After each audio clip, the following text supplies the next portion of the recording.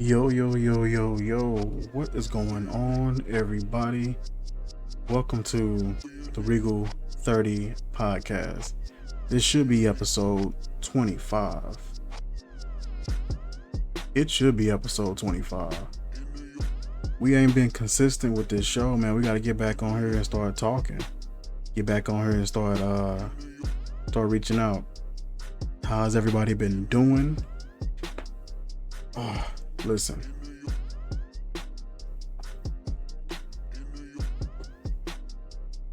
I just want to get right to it.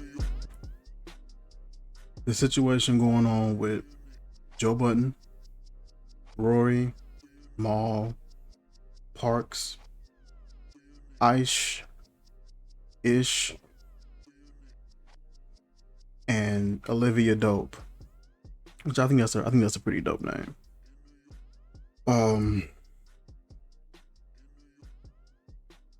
This whole situation is irresponsible. As a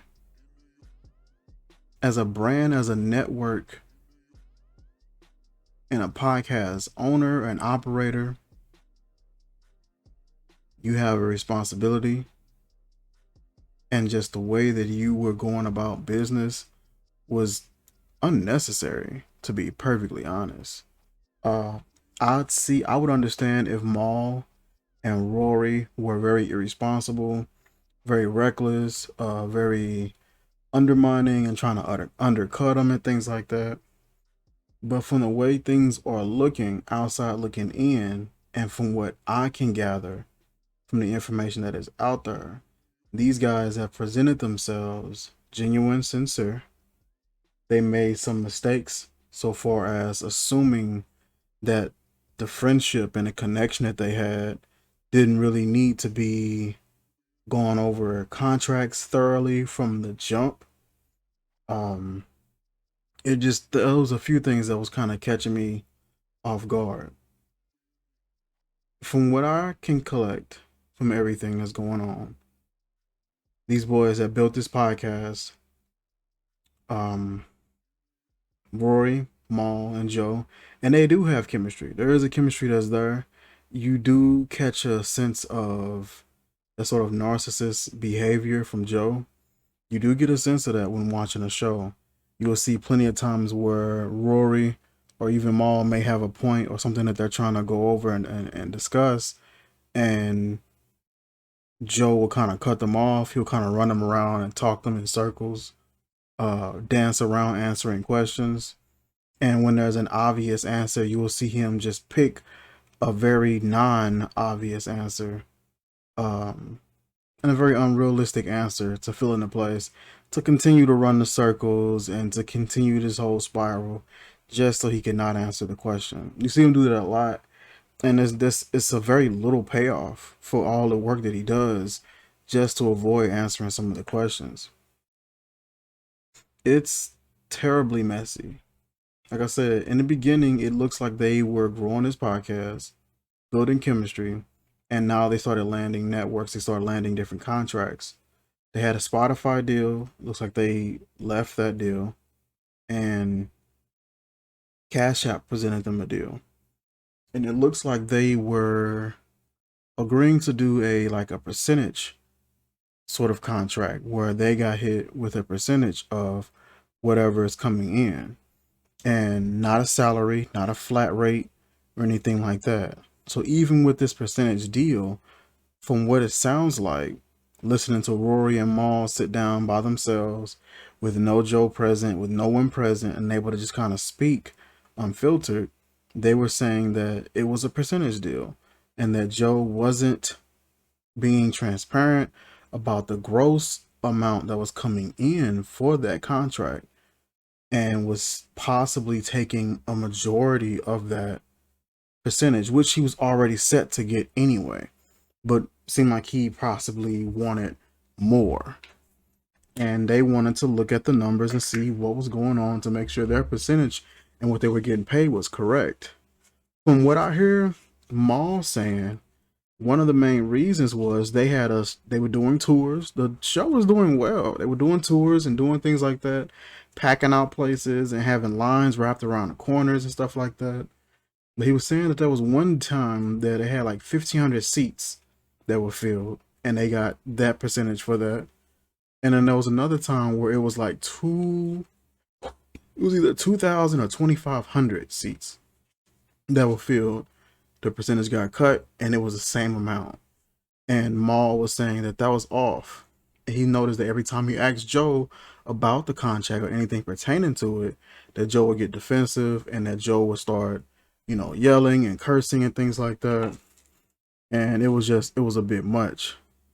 And I don't know, man. It's a way that you do that. It's a way that you handle these contracts. And he wasn't doing it right. Rory and Maul messed up by assuming that the friendship would take care of all the logistics of business, and that doesn't happen. I ended up working out a percentage deal with someone, and I came to them, and we were pretty much, I guess you could say, friends to a degree. Like, I would hit them up about a certain thing dealing with fragrance and this and that, and things of that nature. But I had an idea about something, and I presented it to them, and they thought it was a great idea. I thought it was a great idea, so we wanted to market that idea. And the thought came to my mind like, hey, if this takes off, you know, don't go the friend route and just assume that they'll look out for you. Present a percentage to them that is a sensible percentage that's fair. Sometimes we don't know what to really ask for. We don't know what's a fair percentage when you're dealing with certain things. Ask for a fair percentage and see if that's possible. Um, and I feel like they should have discussed more than just the percentage amount, but discuss the logistics of how we're going to handle this each month or quarterly or semi-quarterly. Uh, we'll go over those numbers and we'll see, make sure everything matches up. If this quarter things didn't match up quite well with what we were given, we can make that adjustment. You know what I mean? If everything in the books balances out, it's ways of handling it. It's so many ways of handling it. That was difficult, and it was difficult for zero reasons. It was totally unnecessary. As a leader, you have to do better than that. As co-hosts, you got to do better. You got to do better with expecting professionalism before friendship. We understand that the friendship is there. And if it's as tight as y'all think it is, it'll be there after you discuss this business and get all the I's dotted and the T's crossed. Joe Budden was making the point of the podcast got to continue. The show has to go on. I got people that I'm responsible for. I got employees that I'm responsible for. And that sounded great, but that would make perfect sense if they left just because they felt like it. And Joe was under the impression that they were coming to work as normal. But that wasn't the case. From what we're gathering and from the information that is given, that's out there, and from the information that Rory and Maul have been submitting, is that Joe told them, you know what, take a couple of days off. And there was an instance where he told one to don't come in, and the other one was able to come in and work. And it was just driving a lot of confusion as to what are you trying to do? It was a lack of effective and proper communication. People were trying to do these subliminal, cold shoulder type moves, and it just didn't work. And it was completely not needed. It was completely unnecessary. I never understand people who are in a position of power who marginalize everything that they can possibly do. With that particular podcast, it was a podcast that was centered around hip hop, centered around music. They talk politics every here and there, depending on what the topic was. But they would talk music, they would talk lyrics, they would talk album releases and numbers. new artists, older artists, you know, and they had a great vibe. You know, I watched the podcast quite a bit and I really enjoyed it. I like the energy and how they bounced certain things, how Rory was very informative and Maul was just as well, but he was just a little more reserved with just talking right away. Um he was pretty decent with kind of challenging Joe, but I saw Rory challenge Joe a lot, and but Joe would just kind of talk him in circles. But it was just weird thing that they had going on outside looking in. It looked like it was a good, you know, sort of brotherly chemistry where every once in a while they would kind of bump heads or kind of rattle the cage a little bit with one another, and that could work out. But one thing I do notice is with a lot of these shows where there's a main character or there's a main personality for the show, a radio show, or a podcast, and then you got co-host, usually that main personality tends to be a little overbearing. You'll see them overtalk the co-host instead of allowing this person to have the floor, realizing that everybody else got thought processes and opinions that's just as valuable and informative as yours. You can see that Joe really didn't think that he thought less of what they thought. He just played the game long enough, and when the numbers started looking a certain way to him, outside looking in, from what I can gather, he just started to change things up. And instead of being completely honest and transparent, you know, let me hide things from you. Let me play. Now I'm going to play this big boy, big boss role and pull out, I'm the boss, y'all the employees. I don't have to share nothing with y'all. You finally pull that card out, and then this is what happens. And it was to what avail? To what did you gain from that? You gain nothing. Ice and Ish are great co-hosts as well. I like their energy. I like the fact that they kind of like a little more no BS. If Joe say something stupid, more than likely they're gonna be like, "Yo, what? Nah, what is that? I don't know what you're talking about." I do like their approach, but people spent years watching and listening to Joe Budden, Rory, and all. Even just the sound of the theme coming on is just it. People were used to that. People probably had a like own little jingle in their head based off of that thing. You know, this is what you built, and then you tore it down, and you did it for nothing. You did it for nothing. I think they were saying that like $400,000 was misplaced, which lets me know like these boys was making a great amount of money doing this show. This show was bringing in a lot of potential. They were touring. They were doing really well. It was one of the podcasts dealing with hip hop that was definitely one of the front running podcasts when it came to that topic in that arena. Somewhere along the lines, man, I don't know if this the greed got to him, but you can't do people like that. We forget. We forget that life still watches us when we doing whatever we doing. And we think I got over on you, that means I got away with it. And life just got this funny way of showing up next to you, tapping you on the shoulder and be like, "Sup? I'm life." And sometimes I can be a B word. Life can do that. And you gotta be careful how you treat people. Life will pay you a visit. It may not be on the podcast. It may not be in the ways that we expect it to be. It may not happen today or next month. But life always has a way of paying you a visit and letting you know you really don't control anything. And as much of a grip as you thought you had on everything, you weren't gripping anything at all, or wasn't as strong as you may have thought. Gotta be careful how you treat people. From what I remember, he would always start the podcast off. This is Joe Budden podcast. I'm here with my nearest and dearest. He would introduce everybody. Then he would go ahead and do his shout out for Cash App.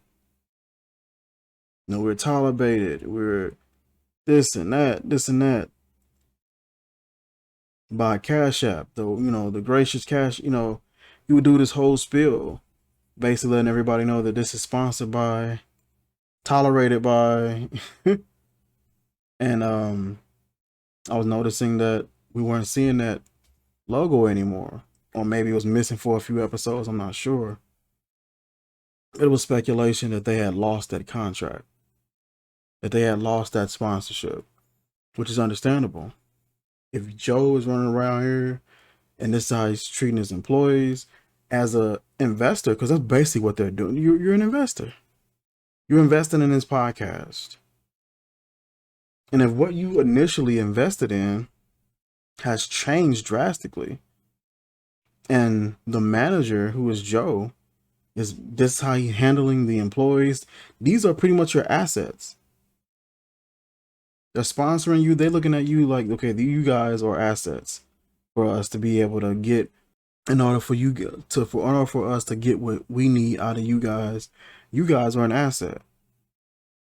And if you changing up the formula, changing up the assets of why they invested in you in the first place, you doing it wrong.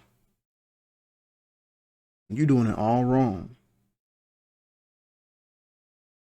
Joe Budden had got into some issues with Olivia Dope. He had his network, Joe Budden Podcast, and there were some ladies who were able to start their own segment of podcasting through that platform.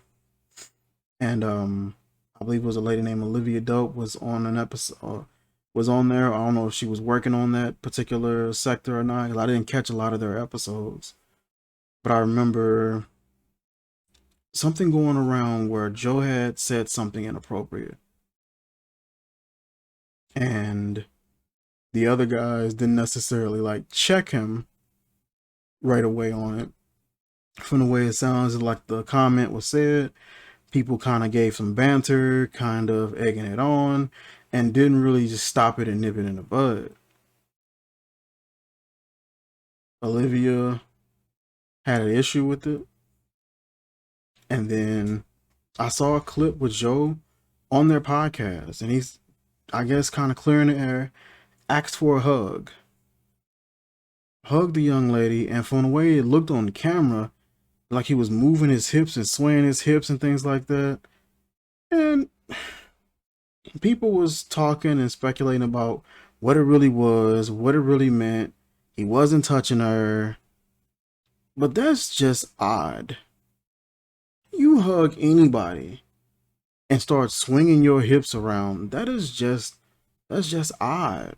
And it will make somebody uncomfortable. They may just be uncomfortable because they're confused as to what that even was. What was that? What are you doing?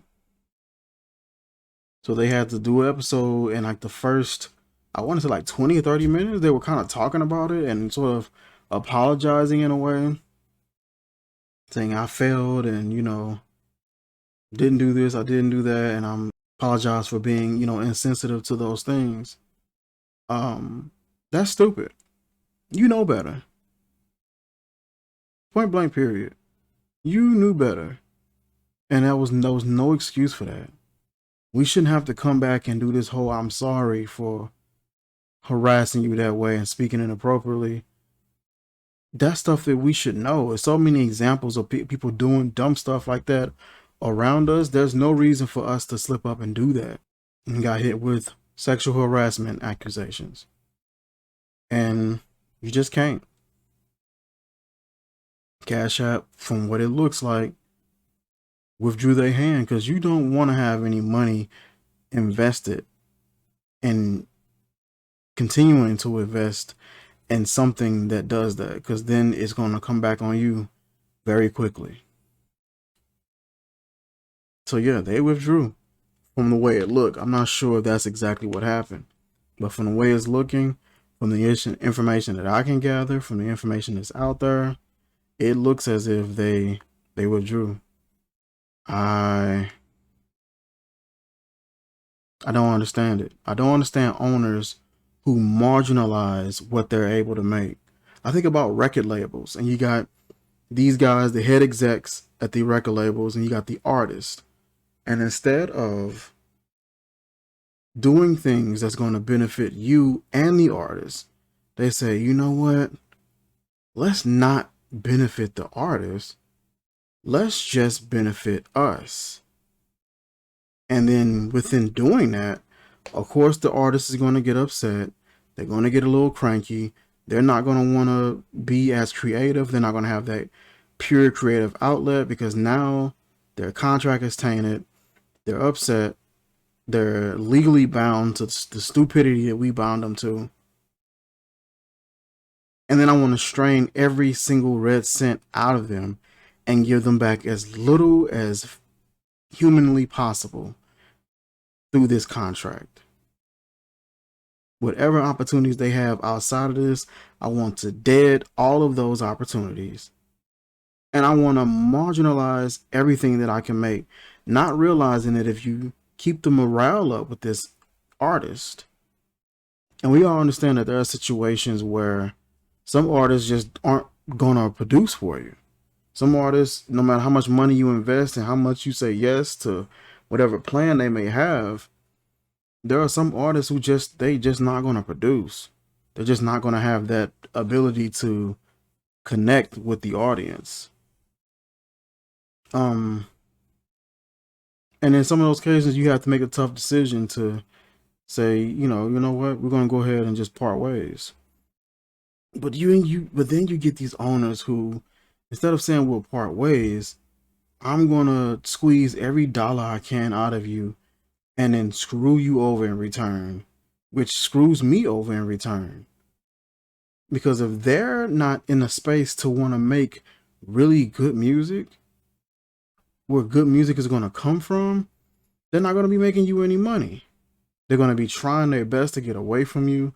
But instead of you developing a rapport where they want to perform, they want to create, they got the creative outlet, and they want to draw in as much as possible, which in the long run will benefit you more. You marginalize yourself. This is what you could earn. This is what you've been working your butt off for, to get over on them and to keep. And it's the stupidest thing in the world. So much less work you'd have to do by just treating your artists with respect, treating them with the respect through the contract, giving them deals that are fair, that are sensible, giving yourself cuts and percentages that are fair and sensible. A lot of guys they don't want to see an L. They don't want to see any minus. I just want nothing but pluses and profits. I don't want to see no L's. And that's a problem. That can be a problem. When you get to that point where all you can think about is don't take a loss, that can be a problem. And you be missing obvious things that are right in front of you. We done seen it countless times with record companies, record labels, effing over amazing artists. All this money you could have made from them, and you chose to marginalize everything that they was able to bring in. They were able to bring in hundreds of millions, and they only brought in 30, 40. And then you wanted to take dang near all of it and give them what, 1, 2, 3. It's the stupidest thing in the world. You gotta do better as a leader. Stop marginalizing yourself. You canceled yourself pretty much.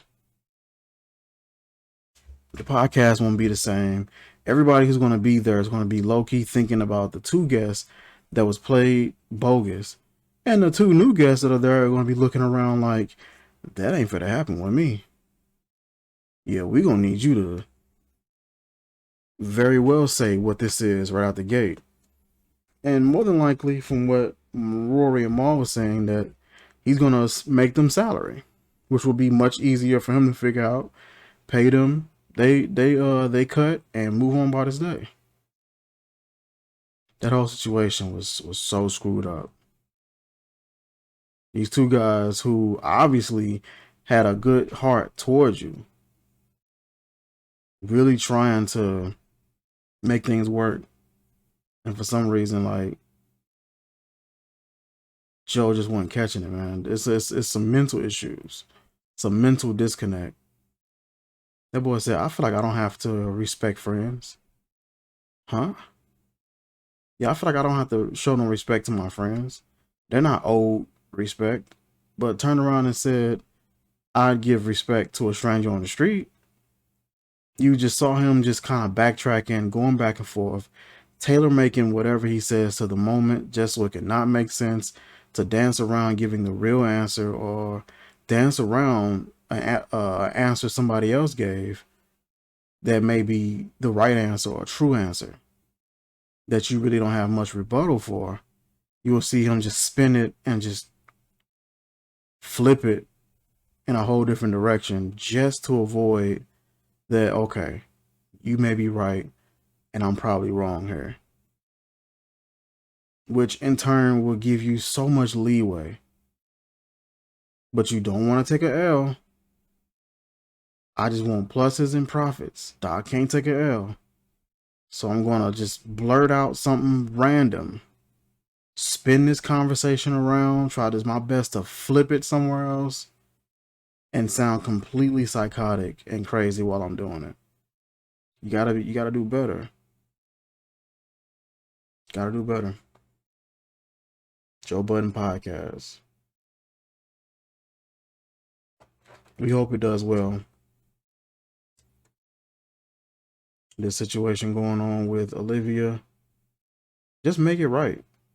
Do what you need to do to make it right. Everybody done screwed up. Everybody done make mistakes. Everybody make bad choices. Sometimes it's mistakes, and sometimes it's just literally I chose poorly. And this is what I chose to do. And all of us have made some terrible decisions, and decisions that we thought about, and chose to make. But you don't have to give that situation power. You can come clean and make it right. Making it right puts the ball in somebody else's court and takes that responsibility off of you, takes that power away from them. If you just come up and just be accountable for what you do. Nobody can really hold that over your head if you easily can say, you know what, yeah, you're right. My fault on that one. And don't backtrack. Don't try to swing it, flip it on somebody else. It was irresponsible on both sides, from Joe Budden and his co-host. Olivia handled the situation with going on with Joe very well. Didn't step out of line or get out of character in the moment. I'm surprised other people didn't address it right then and there when it happened. I believe she ended up leaving that platform about a week later. I don't know, man. Joe got a lot of growing to do. And it's, to be honest, you this old, you should have been there already. You should have been there already. You too old for this. Listen, that is the Regal 30 podcast. Episode, I believe, 25. I could be wrong. Don't kill me. Like, comment, share, subscribe, and I will catch you guys soon, man. Peace.